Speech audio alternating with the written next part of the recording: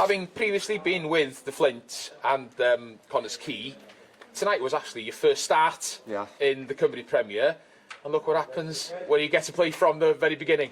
Yeah, no, I'm made up. Yeah, it's been up and down so far the past year or so, especially in the Welsh Prem. Kind of coming off the bench for Connors Quay and then same really for Fflint.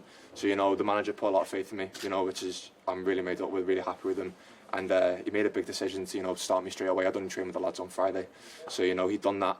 Showed a little bit of character and he put me in. So I was really motivated to get that result, and I'm made up it's come off. Massive win. Couldn't be happier with the lads. Still one or two things we need to improve on. Thought the game was a little bit too open at times, but we've took our chances when we needed to, which is what we've been lacking all season is goals. Defensively, I think before tonight we've got the 5th best defensive record in the league, and probably the 2nd worst scoring in the league. So it's nice to score 4 goals. We fully deserved to lose. We had lots of possession. We had numerous chances, hit the post twice, hit the bar. That's all irrelevant. They deserved to win and took their victory well, and congratulations to Fish. I'm disappointed because that is not like us at all.